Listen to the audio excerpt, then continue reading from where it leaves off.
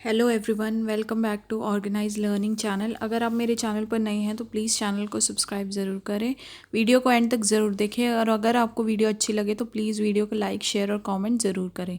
तो आज की जो वर्कशीट है हमारी विज्ञान की कक्षा 8 के लिए है, कार्यपत्रक नंबर 13 यानी कि वर्कशीट नंबर 13 करेंगे। तो सभी बच्चे यहाँ पर अपना नाम लिखेंगे, छात्र का नाम में अपना नाम लिखेंगे और अध्यापक या अध्यापिका का नाम में अपनी टीचर का नाम लिखेंगे। तो वायुमंडल में 78% नाइट्रोजन पाई जाती है, जो सभी सजीवों के लिए बहुत आवश्यक होती है। नाइट्रोजन प्रोटीन, क्लोरोफिल, न्यूक्लिक अम्ल व विटामिन के यौगिकों का अहम और मुख्य अवयव है। पौधे एवं जंतु वायुमंडलीय नाइट्रोजन का सीधा उपयोग नहीं कर सकते हैं, तो पौधों को नाइट्रोजन स्थिरीकरण क्रिया के द्वारा नाइट्रोजन मिलती है। अब नाइट्रोजन स्थिरीकरण होता क्या है? वायुमंडलीय नाइट्रोजन का नाइट्रोजन के यौगिकों में बदलना, जिन्हें पौधे आसानी से अवशोषित कर सकें, इस क्रिया को नाइट्रोजन स्थिरीकरण कहते हैं। तो जैसे हमारे फलीदार पौधे वर्ग के पौधों की जड़ों में क्या पाया जाता है कि राइजोबियम नामक जीवाणु पाया जाता है, जो नाइट्रोजन के स्थिरीकरण में सहायता करता है।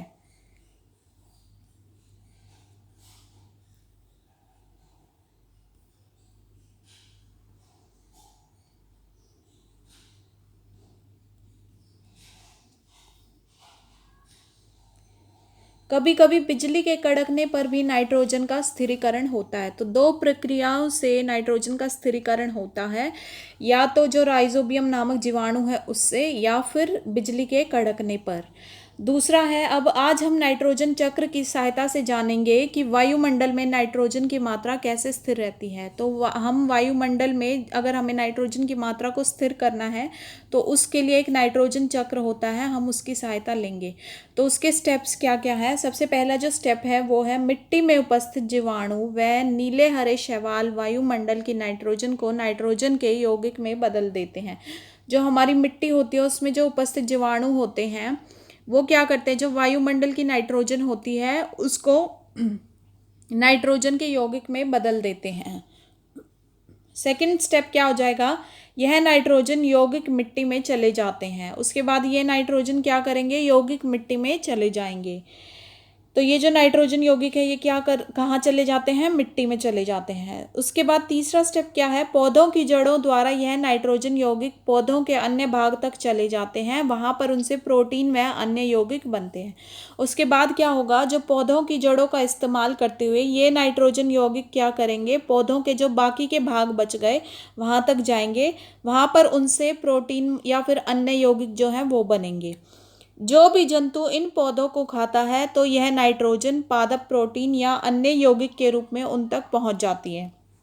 फिर कोई भी जंतु जब इन पौधों को खाना स्टार्ट करता है तो ये जो नाइट्रोजन बनी है या ये जो प्रोटीन या ये जो अन्य यौगिक बने हैं ये उनके रूप में उन तक पहुंच जाती हैं, उन जंतुओं तक पहुंच जाती हैं।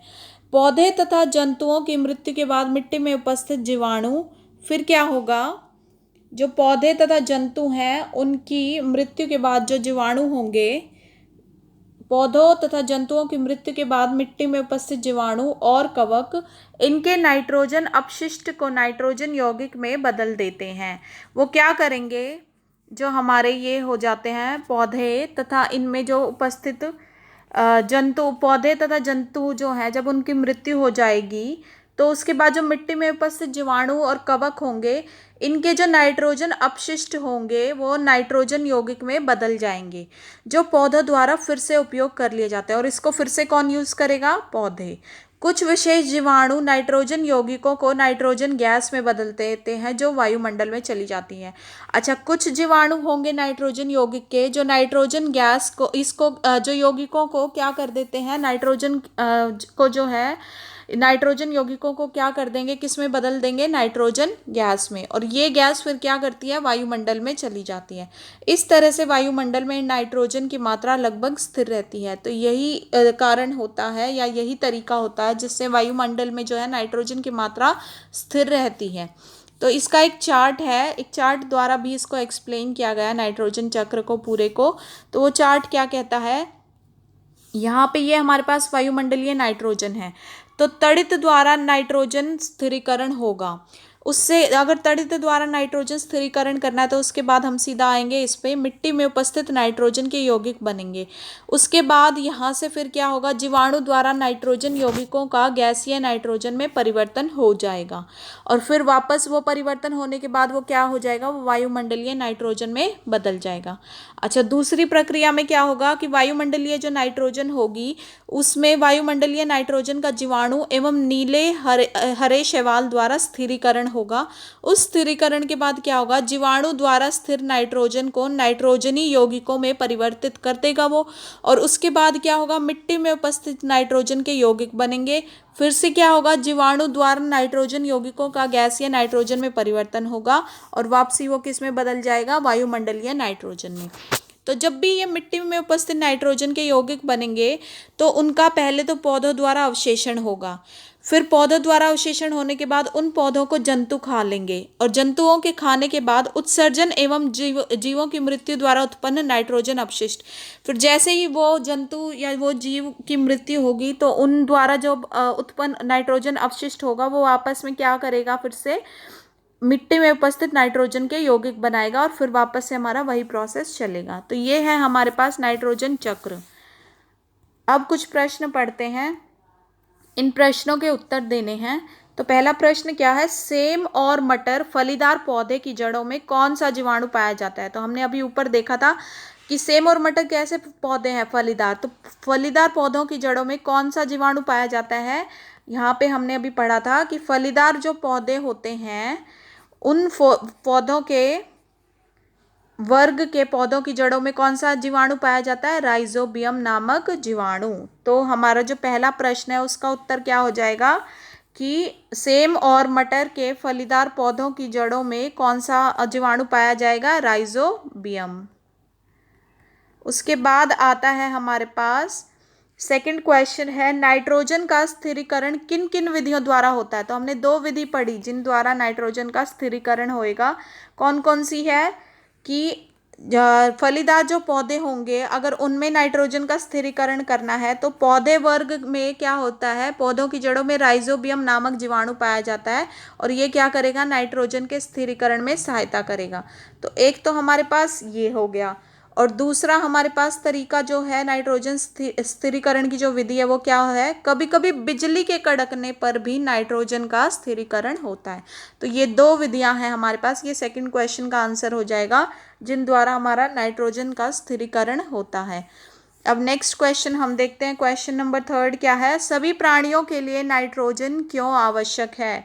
सभी प्राणियों को क्यों ज़रूरत होती है नाइट्रोजन की। तो सबसे ऊपर देखते हैं हम नाइट्रोजन की हमें क्यों ज़रूरत होती है, हमें या पौधों को किस लिए ज़रूरत होती है। तो वायुमंडल में कितने प्रतिशत नाइट्रोजन पाई जाती है, 78, जो कि सभी सजीवों के लिए बहुत आवश्यक होती है। क्यों, क्योंकि नाइट्रोजन प्रोटीन, क्लोरोफिल, न्यूक्लिक अम्ल व विटामिन के यौगिकों का अहम और मुख्य अवयव है। दूसरा, पौधे एवं जंतु वायुमंडलीय नाइट्रोजन का सीधा उपयोग नहीं कर सकते, तो इसलिए पौधों को किस क्रिया के द्वारा नाइट्रोजन मिलती है, पौधों को नाइट्रोजन स्थिरीकरण क्रिया के द्वारा नाइट्रोजन मिलती है। तो ये तीन हमारे जो हैं ये यूज़ हो जाएंगे, ये आवश्यकता हो जाएगी हमारी नाइट्रोजन की। तो ये हमारा थर्ड क्वेश्चन का जो है आंसर हो जाएगा। ये जो है ये तीनों पॉइंट्स जो हैं हमारे थर्ड क्वेश्चन के आंसर हो जाएंगे।